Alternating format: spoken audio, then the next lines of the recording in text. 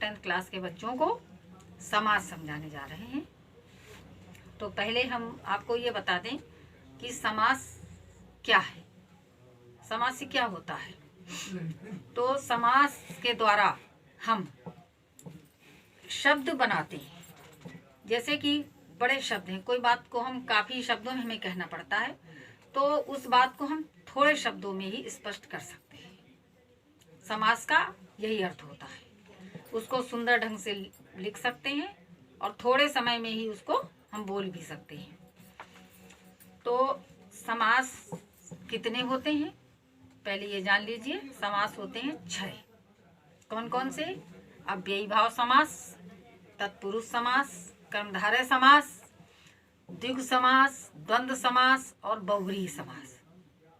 तो अब हम आपको अव्ययी भाव समास के बारे में बताते हैं।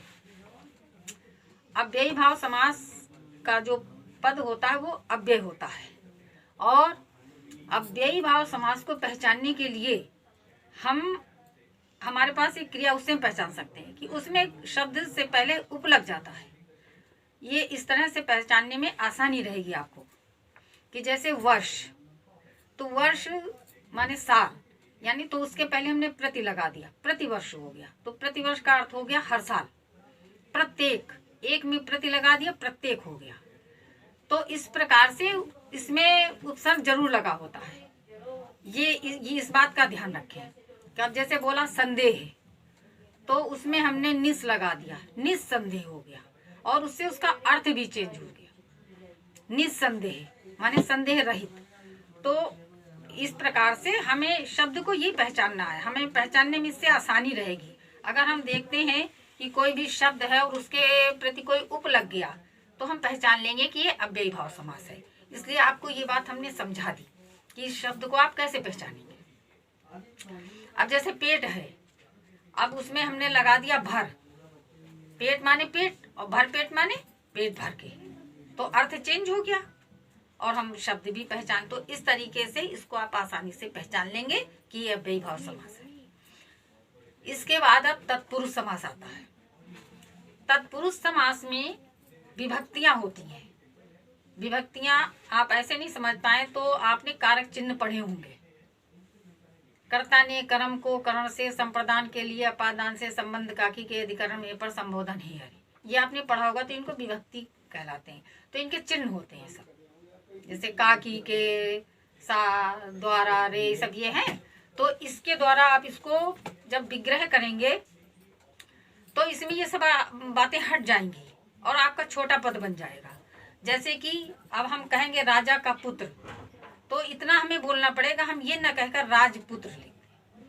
तो राजपुत्र में कितना सुंदर शब्द लग रहा है और हमारा समय भी बचा लिखने का भी और पढ़ने का भी। तो विग्रह करने में हमें विभक्तियां दिखानी है कि इसमें क्या कारक चिन्ह छिपा हुआ है, कि राजा का यानी का छिपा हुआ है। इस प्रकार से कि स्वर्ग, अब किसी का मतलब देहांत हो जाता है तब भी हम कहते हैं कि वो मर गया, तो हम उसमें क्या कह देंगे कि उसका क्या हो गया, स्वर्गवास। कितना छोटा शब्द हो गया। तो अब जैसे को कहते हैं जन्म,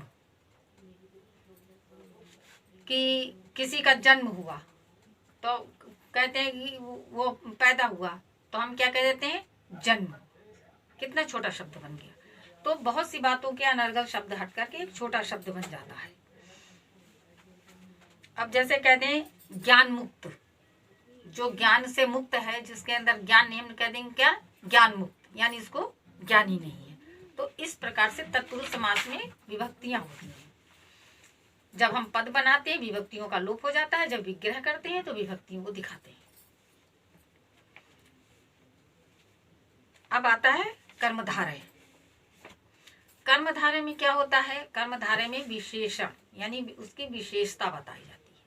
विशेषण और विशेष्य, यानी इसमें उपमा यानी उपमेय और उपमान का भी इसमें होता है कि उपमेय और उपमान का संबंध बताया जाता है। तो इसमें किसी की श्रेष्ठता बताई जाती है, कर्मधारय कहते हैं उसको। तो अब बताया कि महाराजा, यानी महाराजा, महाराजा यानी राजा की हमने महानता बताई। तो अब ये कहते हैं महान है वो राजा, तो ऐसा ना कहकर हमने कह दिया महाराजा, तो उसमें उसका गुण भी जुड़ गया और शब्द भी हमारा कितना सुंदर और छोटा बन गया। महात्मा, महान है आत्मा जो, तो विग्रह करने में हमें दिखाना होगा कि महान है आत्मा जो, उसी को तो हम महात्मा कहेंगे। तो उसको अपने संक्षेप में बोल दिया, हमारा शब्द छोटा और सुंदर कि महात्मा, कितना सुंदर शब्द लगा। तो इस प्रकार से पीताम्बर, रंग बता दिया कि पीताम्बर यानी पीला है वस्त्र जो, ना कहकर हमने क्या कह दिया पीताम्बर, शब्द भी सुंदर लग रहा और हमारी बात भी स्पष्ट हो गई। तो इस प्रकार से समास के द्वारा हमें शब्द को छोटा करने का ज्ञान आ जाता है। अब द्विगु समास, तो द्विगु समास में क्या होता है, द्विगु समास संख्यावाची होता है, इसमें संख्या होती है, गिनती होती है, समूह होता है। तो अब जैसे हम बता दें कि पंचानन यानी 5 आनन, तो हम इसका जब विग्रह करेंगे तो 5 आनन का समूह या समाहार, यानी 5 मुखों का समूह पंचानन हो गया। फिर हम बोले त्रिनेत्र, तो क्या हुआ, 3 नेत्रों का समूह, 3 नेत्रों का समाहार, तो कितना बड़ा शब्द है। और ये ना कहकर हमने त्रिनेत्र कह दिया, कितना छोटा शब्द बन गया। तो इस प्रकार से समास के द्वारा हम शब्द को सुंदर और छोटा बनाते हैं, बहुत बड़ी बात को हम थोड़े में कह लेते हैं।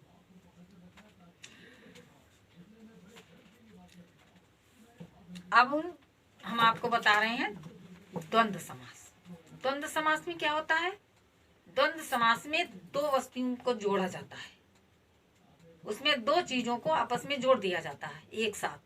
अगर अलग करेंगे तो उसमें बीच में और आ जाएगा। तो अब जैसे 2 वस्तु, माता पिता, भाई बहन, राजा रानी, इस तरीके से कई शब्द हैं, दाल चावल, गुण दोष, सुख दुख, तो ये सब क्या है, द्वंद्व समास में आते हैं। और इनको अलग जब इनका विग्रह करेंगे तो जैसे सुख और दुख, राजा और रानी, तो इतना हमको बोलना पड़ेगा, तो हमने एक साथ बोल दिया, तो कितना अच्छा पद बन गया। अब आता है बहुव्रीहि समास। बहुव्रीहि समास भी क्या होता है, संख्यावाची होता है, इसमें भी संख्याएं होती है, लेकिन इसमें अर्थ जो है वो दूसरे पर घटित होता है, दूसरे के लिए कहा जाता है। जैसे इसमें समूह कहा गया, समाहारा कहा गया, इसमें जिसके लिए हम बोलेंगे उसका नाम हमको बताना पड़ेगा। जैसे दशानन, तो दश है आनंद जिसके, ऐसा कौन, रावण, इस तरह से इसका विग्रह करना होगा। चतुरानन, 4 है आनंद जिसके, ऐसा कौन, ब्रह्मा जी। लंबोदर, लंबा है उधर जिसका, ऐसे कौन, गणेश जी। इस तरह से हमें इसका विग्रह करना होगा। तो इस प्रकार से ये आप बच्चे समझ लें कि इसमें भी संख्या है, उसमें भी संख्या है, लेकिन हम पहचानेंगे कैसे, इसको इसी तरह से पहचानेंगे कि उसका विग्रह अगर हम समाहारा करके करेंगे तो द्विगु समास होगा, और अगर उसका विग्रह हम करते हैं कि ऐसा कौन, रावण, तो उस पे जो है दूसरे के अर्थ में, दूसरे के ऊपर अर्थ घटित होगा, तो वो हमारा बहुव्रीहि बन जाएगा। बस यही पहचान है। इस प्रकार से अब आपके समास पूरे हो गए। आपको हमारा वीडियो पसंद आया हो तो वीडियो को लाइक कर दें और चैनल को सब्सक्राइब करके बेल आइकन दबा दें।